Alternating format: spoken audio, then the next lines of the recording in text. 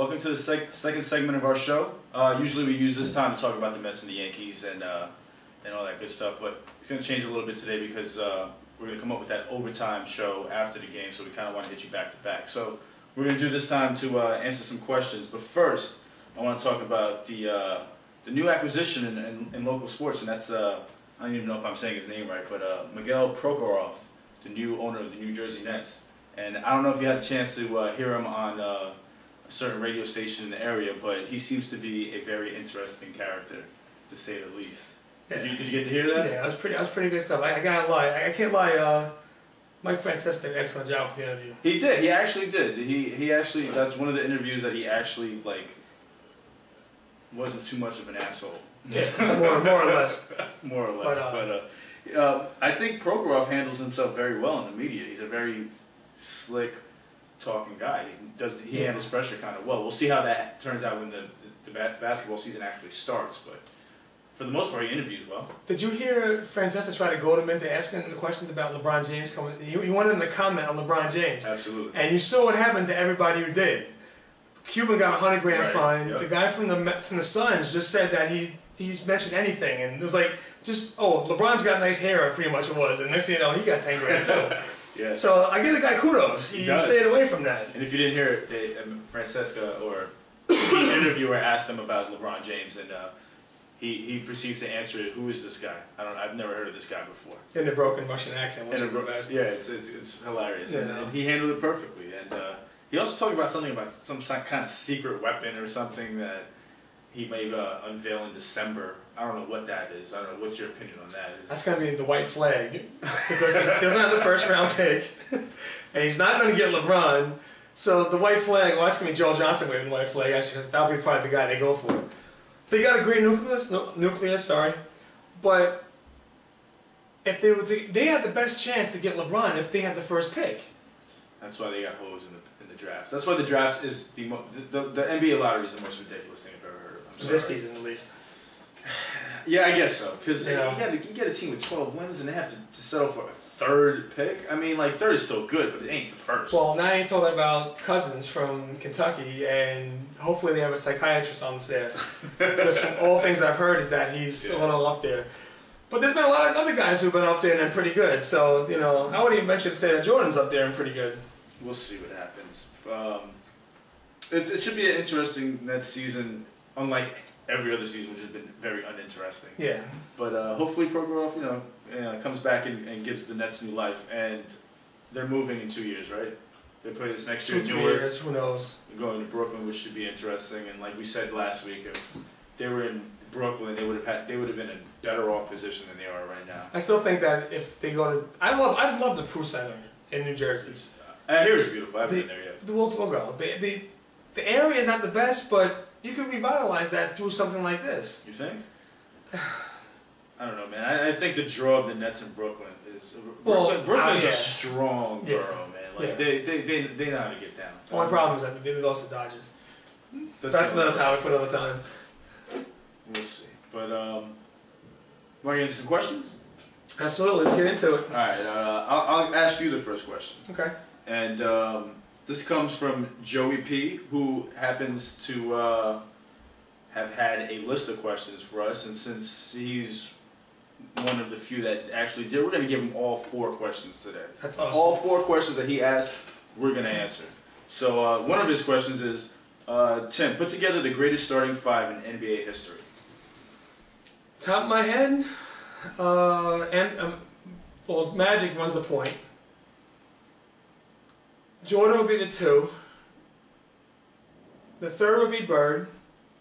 Now the 4 is hard. I'm a big Charles Barkley guy, and I know everybody's gonna laugh and giggle, but so that'll be that's the one I throw in as a bias question, as a biased response.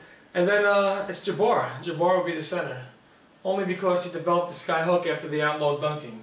So you can't dunk in the NBA, so I'm just gonna go invent the best hook shot that no one can stop anyway. I'm gonna reinvent the wheel and make it better. And plus he won championships and MVPs in 3 different decades. And he lost 3 games in college, so a freshman couldn't even play on the team. So, I don't know if anybody realized, but the UCLA team that won the national championship lost to the freshman team that Jabbar was on. And then Bill Walton followed him, and the whole John Wooden and the greatness and all that. But all right, my turn now for Will here. Shoot. This is a question I have. I'm sorry, Joe. I just gotta step away for a second. Will, what is the best stadium food you've ever had? Oh, I love that question. Food, man. Food is where it's at. I don't know. I haven't been to a lot of stadiums. I've been to a nice amount of stadiums, but I can tell you the top 3 stadiums I've eaten at. Shea Stadium was definitely a good place to eat, and Citi Field's still pretty good. They kind of carried over. Baltimore has great pulled pork sandwiches. They are fantastic. It's a great ballpark too. If you ever get a chance, go down to Camden Yards. It's great.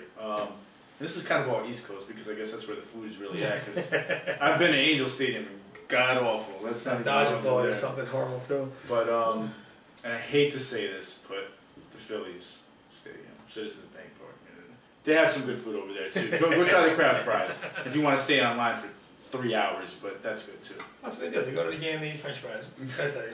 Yeah.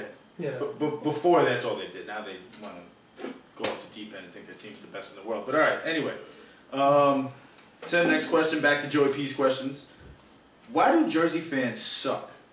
You have the Nets, the Devils, and the Rangers usually, make the playoffs. I'm sorry, not the Rangers, the Rutgers. They usually make the playoffs, but nobody goes until the playoffs, and sometimes they even come late to that. So why do Jersey fans suck so much? It's pretty much because every team outside the Devils suck.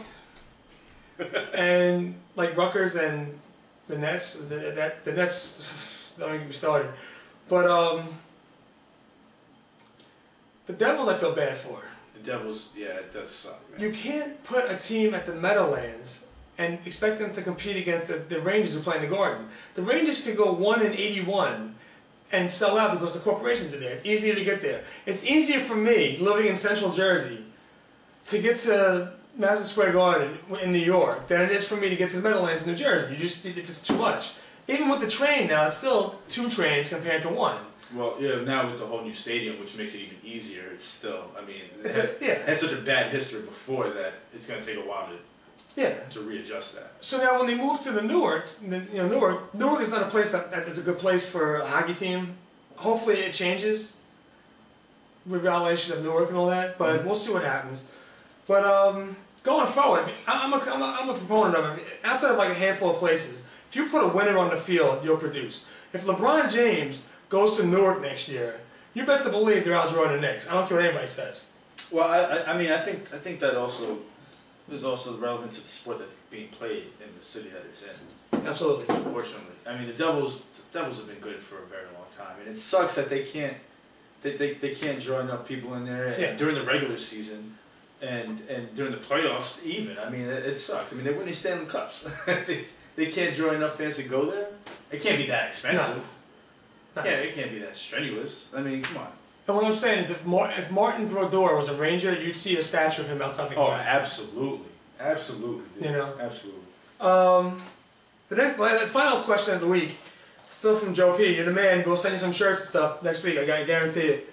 The Mets and the Yankees, are they the only teams to play for the league championship in their respective sports? Well, in baseball, it's happened quite a few times back in the day when the Giants and the Dodgers were on opposite sides of the Yankees. That happened quite a few times. But the only other city besides New York, because it's kind of hard to get another city or town to face off in the finals.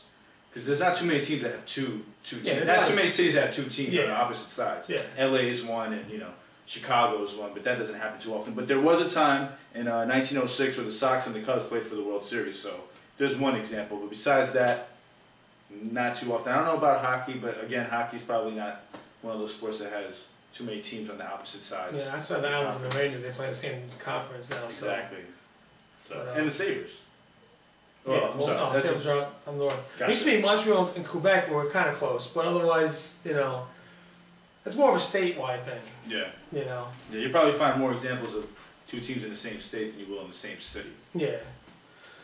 All right, well, big thing. I'm getting fired up over here. The Yankees and the Sox are about, the Yankees and the Mets are about to get it on, and we are getting ready for the next segment, which is all dedicated to the Subway Series. Thank you, and we'll see you in a minute.